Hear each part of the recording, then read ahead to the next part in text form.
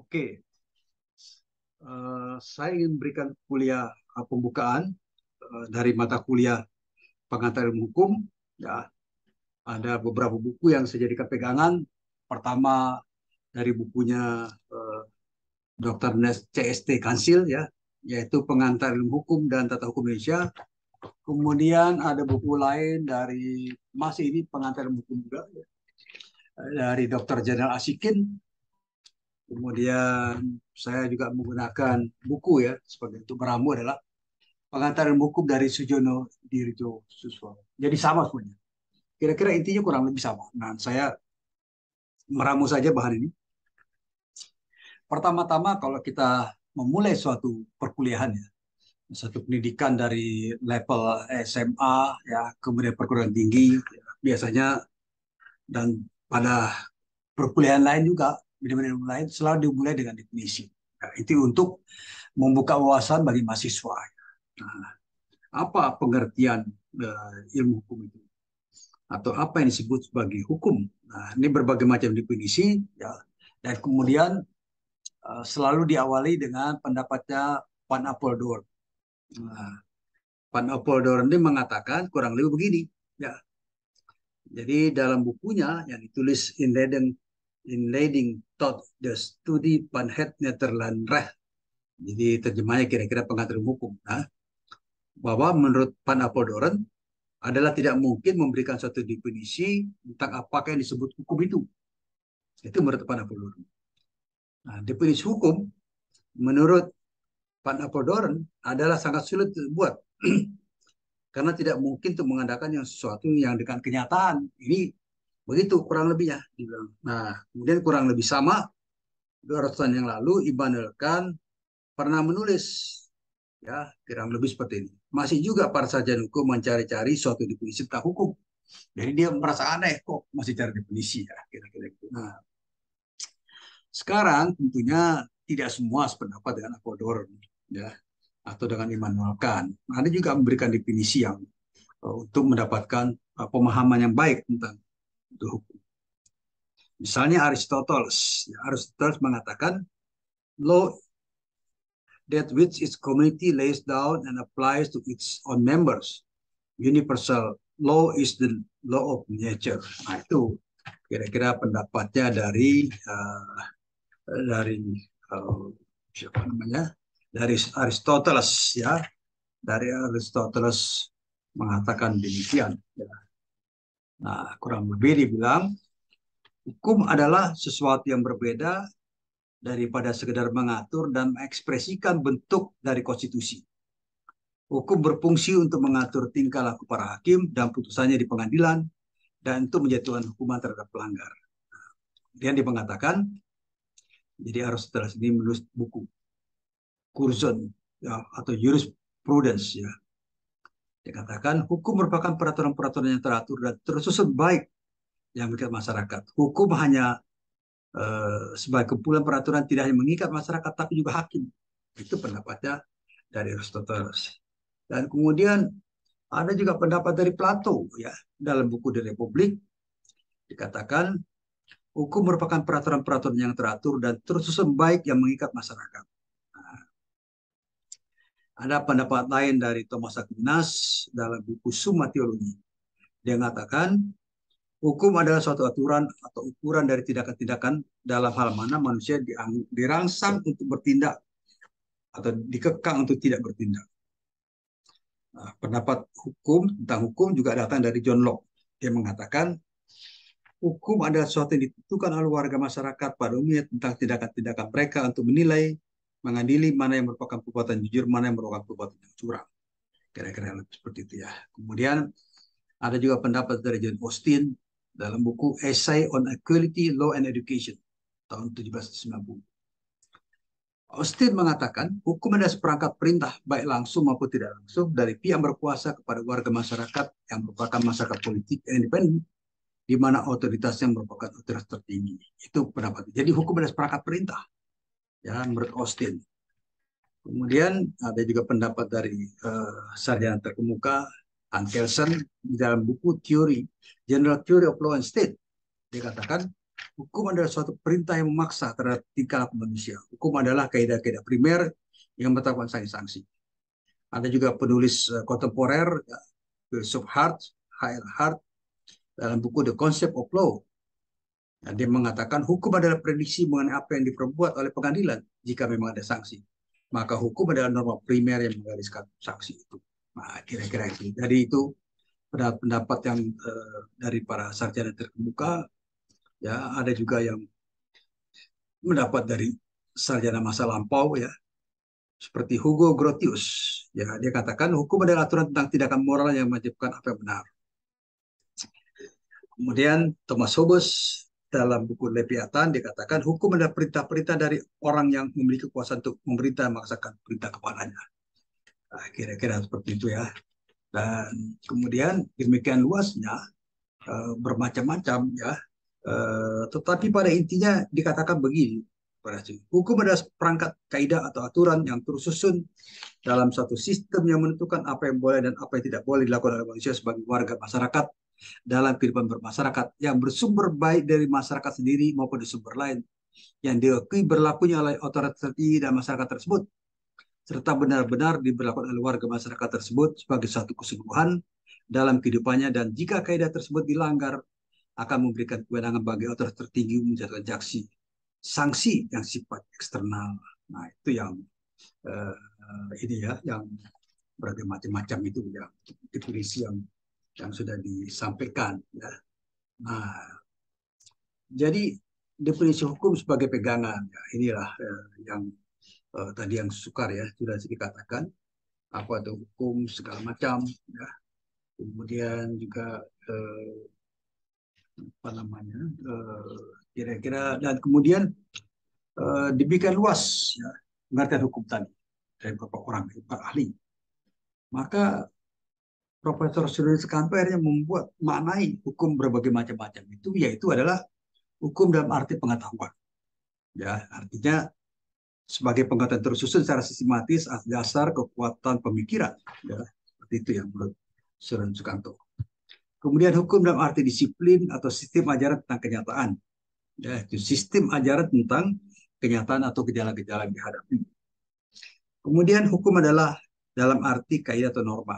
Nah, sebagai kaidah yaitu pedoman atau patokan sikap tindak atau perilaku yang pantas atau diharapkan.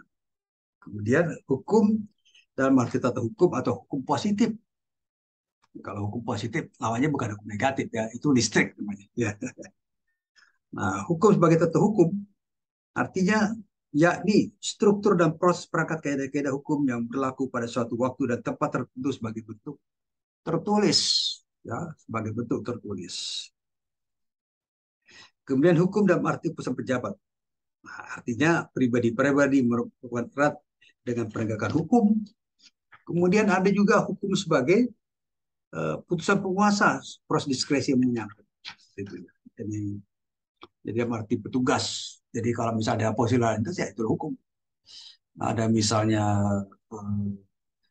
Satpol PP, ya, memeriksa pelanggaran perda, itu adalah hukum. Kemudian hukum juga dalam arti proses pemerintahan. Ya. Nah, hukum sebagai proses pemerintahan, yakni proses hubungan timbal balik antara unsur-unsur pokok dari sistem kenegaraan. Ya, seperti itu ya. Kemudian hukum dalam dalam arti perilaku yang teratur dan ajak. Jadi selalu berulang-ulang, sudah pasti. Ya. Nah, ya, artinya perlakuan yang diulang-ulang dengan cara yang sama dan bertujuan untuk mencapai perdamaian. Itulah maksudnya ajak teratur. Hukum juga dalam pengertian jalinan nilai-nilai. Ya, gitu. Nah, sekarang pertanyaannya, apa sih tujuan hukum itu?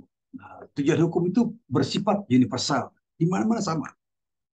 Satu misalnya ketertiban. Semua negara ketertiban. Apakah di Cina, di Rusia, di Ukraina yang sedang perang, ya, maupun di Timur Leste, di Australia, ya, kemudian di Indonesia sendiri, juga di Amerika. Itu mendikan ketertiban. Dan yang kedua adalah ketentraman. Semua orang yang tentram, ya, nggak ada manusia yang tentram. Itu tujuan hukum. Kemudian yang ketiga kedamaian. Nah, ini penting. Ya, di mana-mana orang menyuarakan perdamaian. Sekalipun di dalam perang sendiri pun diserukan perdamaian. Makanya ada ceasefire, gencatan senjata. Itu maksudnya perdamaian. Dan kadang-kadang ada pemaksaan untuk mendapat perdamaian. Kalau terjadi perkelahian di kelompok, maka petugas ya aparat hukum menegakkan disiplin, menangkap orang, membubarkan, saya katakan kerusuhan itu. Tujuan kedamaian. Kemudian juga hukum untuk kesejahteraan. Tidak mungkin hukum dibikin itu memiskinkan orang. Membuat orang miskin itu salah itu. Dan hukum seperti itu, katakanlah undang-undang bisa diuji, ya, dibawa ke Mahkamah Konstitusi disetujui. Apakah bertentangan dengan konstitusi atau tidak? Kira-kira. Kemudian terakhir, tujuan hukum adalah untuk kebahagiaan dalam tata kehidupan masyarakat ini pasti. Ya, sesuatu yang pasti. Jadi perdamaian itu penting sekali, ya. Ya. Nah, seperti dikatakan misalnya katakanlah oleh Profesor Subekti, ya. Profesor Subekti mengatakan hukum mengabdi pada tujuan negara yang pokoknya adalah mendatangkan kemakmuran dan kebahagiaan pada rakyatnya. Itu jelas sekali ya. Nggak perlu dikatakan lagi. Nah, kemudian ya dikatakan oleh Profesor Subekti, hukum melalui tujuan negara tersebut dengan menyelenggarakan keadilan dan ketertiban, syarat-syarat yang pokok untuk mendatangkan kemakmuran kebahagiaan. Ya. Keadilan itu kiranya dapat digambarkan sebagai suatu keadilan yang keseimbangan, yang membawa ketentraman di hati orang, dan jika diusik atau dilanggar akan menimbulkan kegelisahan pada kepunyaan. Jadi harus seimbang. Jadi keadilan itu selalu mengandung unsur penghargaan, penilaian, atau pertimbangan. Dan karena itu, ia lazim dilambangkan sebagai satu neraca keadilan. Jadi neraca itu, Dewi keadilan, tertutup matanya. Jadi keadilan itu harus jelas ya, tidak boleh berpihak. Nah, ya ini sama ya tentang keadilan, perdamaian segala macam itu yang dikatakan oleh Pan Apollodoran, mengatakan tujuan hukum ialah mengatur pergaulan hidup manusia secara damai. Hukum menghendaki perdamaian. Tidak mungkin hukum dibuat tuh permusuhan. Nah, itu hukum yang salah itu. Nah, inilah disimbangkan, ya. Dipertahankan hukum dengan melindungi kepentingan-kepentingan hukum manusia tertentu, kehormatan, kemerdekaan jiwa, harta benda terhadap pihak yang merugikannya. Jadi itu, kalau ada yang merugikan, hukum bertindak. Ya, misalnya ada merugikan, ya. Oke, dan kemudian Aristoteles pun berbicara tentang keadilan, ya.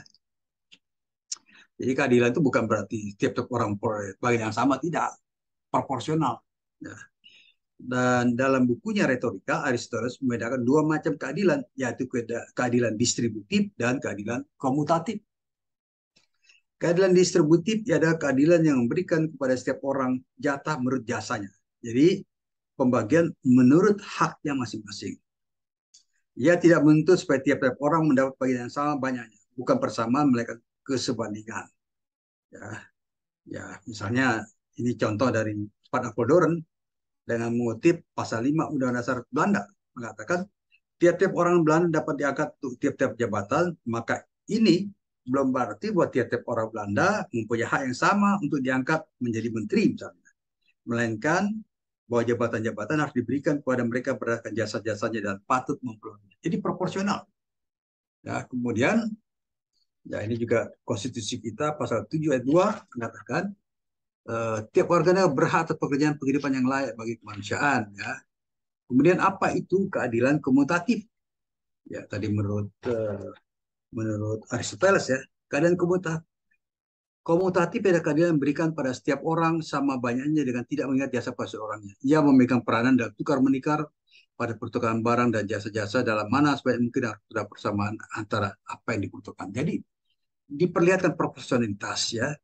Jadi keadilan komutatif lebih-lebih menguasai hubungan antara perseorangan khusus dengan keadilan distributif, terutama menguasai hubungan antar masyarakat khususnya negara dengan perseorangan khusus. Nah, jadi kalau kita bicara tentang hukum, ada beragam teori, ya.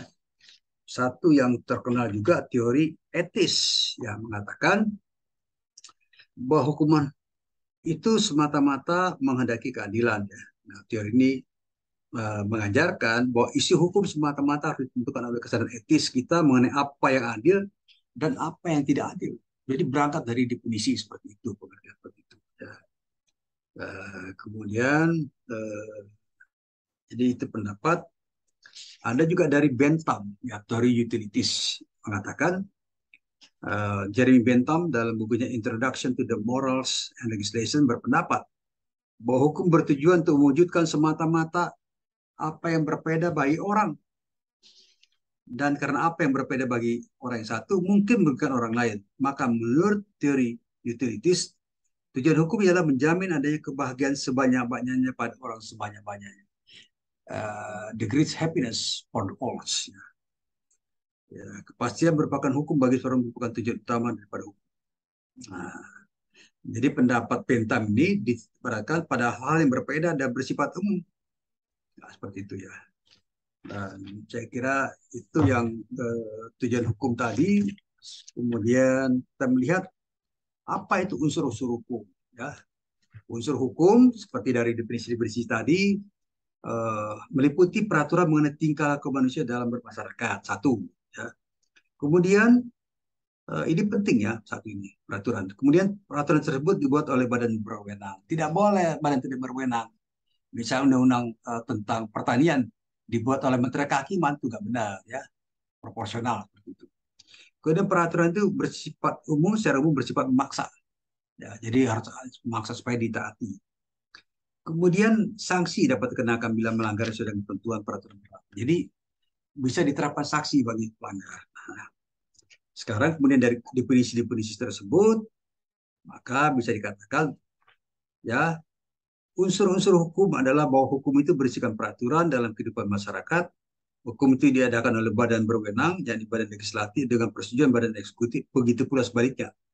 Secara umum hukum itu bersifat maksa, yakni hukum itu tegas bila dilanggar dapat dikenakan sanksi ataupun hukumannya sesuai dengan ketentuan yang berlaku. Ya. Kemudian ciri hukum tadi, ya tegaskan lagi, cirinya adalah terdapat perintah atau larangan. Kemudian perintah atau larangan tersebut harus dipatuhi oleh setiap orang.